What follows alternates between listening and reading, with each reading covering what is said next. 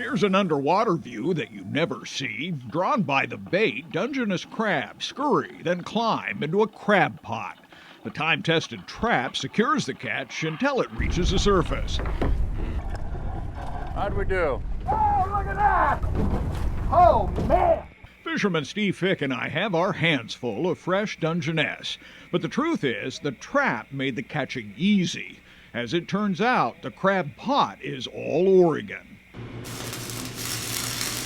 Building a crab pot, one that will fish and fish well, is a science. At the Airport Crab Company in Warrenton, they have rolled the steel, welded the weights,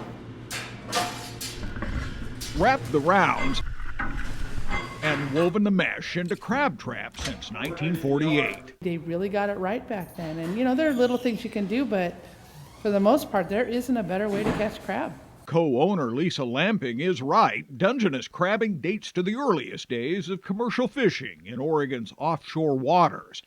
But inside Oregon's only sport and commercial crab pot manufacturing company, you can see the heritage of the business. It is alive and well.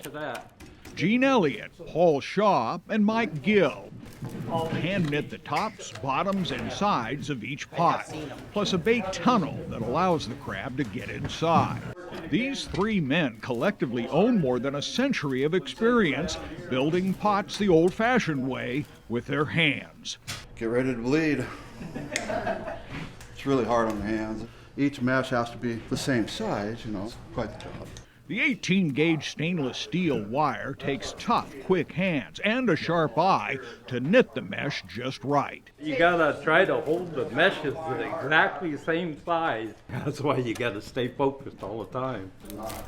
Elliott's hands work at a blurry pace, swiftly wrapping the mesh weave, seamless and smooth.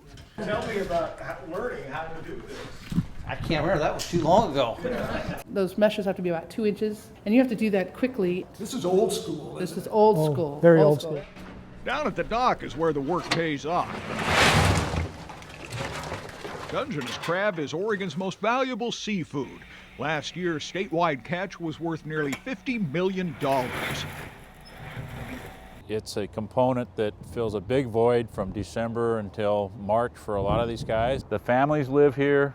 They stay here. The infrastructure, the support industries like crab pot businesses, marine supply stores, all of that stays in the community, which is really key to the viability of these rural areas in Oregon coast. Steve says 80% of the crab harvest is delivered to market in the first 30 days of the season. Excellent quality crab this year, very full. The only problem is there's not a lot of it. And this year's crab catch is excellent.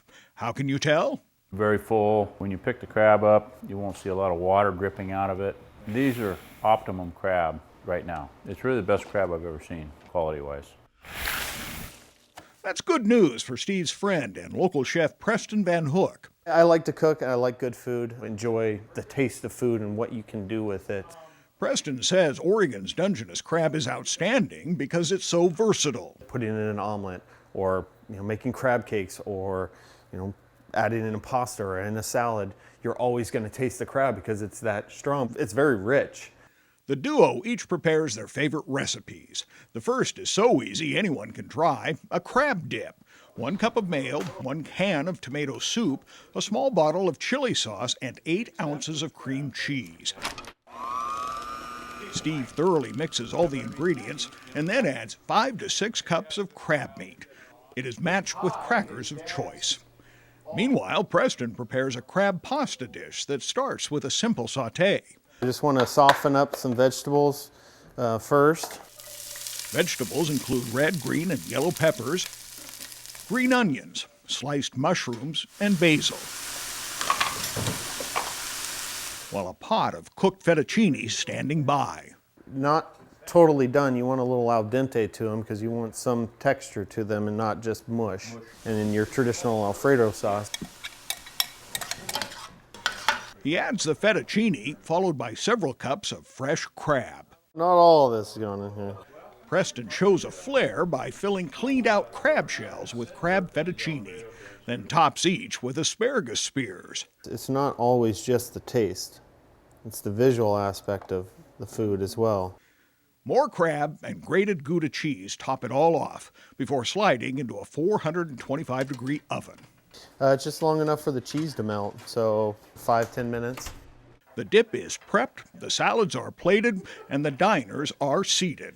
This is always the toughest part of my job. Not. Every time I ask Steve for a new and unique recipe, he surprises me at every turn. It is delicious. I feel it's very iconic, such as salmon, to Oregon. We should appreciate that and identify it as Oregon. It is different than any other crab you'll ever eat. You got to be in the mood for something rich and robust. It's for a cold winter night.